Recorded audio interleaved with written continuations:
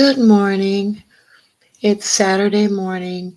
I'm hoping you're getting ready to start on having a great weekend and enjoying your weekend. And I came on here because I know everyone has heard about the new thing with the tariffs, that now the tariffs are, quote, paused, end quote. And as we've seen over the past several months since January, um, the tariffs have been enacted, been paused, enacted, paused, off on, off on.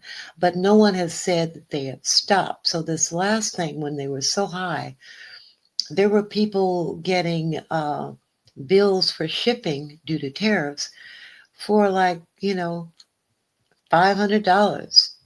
$200 for shipping. So, because that's the tariff was part of that. So basically, nobody has said that they've been stopped. And we don't know because China got ticked off, I think. And, they went into a little thing with the luxury, purses and shoes and everything else. And they just exposed everything. And so we don't even know if China is going to continue to do business with us or not, because I haven't heard anybody say that's over. Tariff thing is over. No, don't worry about it anymore. And as you can see, once the tariffs were paused, guess what? Walmart decided they're going to raise their prices. So you're going to have to take all of that into consideration. But there are other things that could happen, blackouts, earthquakes, uh, catastrophic weather. There's just so many things that could go down that you need to be prepared for. And I just found out a few days ago about one item that is a must have in your stockpile, so to speak, your emergency bag, um, is honey. Now, I did not know that honey had all the benefits that it has, but it is an antibacterial, an antioxidant, has those properties, but you can also use them on cuts and burns and that sort of thing. I didn't know that. When I was a singer, which was a very long time ago, I used to use honey and lemon just to protect my voice. But also, when I was a kid, my mother or my grandmother or someone, if we got sick, one of me or my cousins or someone, we got sick, they would make this tea. They call it a hot toddy, I think. And they would put in it lemon, some liquor, and honey so that you could sweat out all of the toxins from the illness that you have. So, but I didn't know it had the additional benefits. But there was also something that I learned is that they did an archaeological excavation in Egypt and they found honey. Now, the site was said to be 3,000 years old. The honey was in there and it was still good. So the shelf life for honey is indefinite. So that's another reason to have it. But also for the antibacterial or the healing things that it does, but it's also nutritious as well. So, but they do say do not give it to a child under 1 year old because it could make them sick. And I don't know why, but um, that's what they're saying. Not for children under 1 year 1 year old. So that was that part of that. And also, you can put it in your go bag, you can put it in your emergency pantry.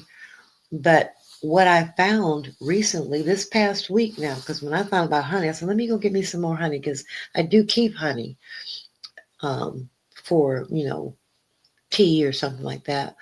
But so let me go get me some honey. So I went to the store I normally go to, and a small little thing of it, small little bottle or jar, whatever you want to call it, was $12. Now, the week before, it was $5. So the price jumped like that. So I went to one of the mom and pop stores, and they had some honey sitting up there, and the same size was $7. And I said, okay, well, I got that. But you need to keep that in your emergency pantry, in your go bag. So you might need to get like 2 or 3 of them. And till something settles down, because we don't know what's going to happen. We really don't.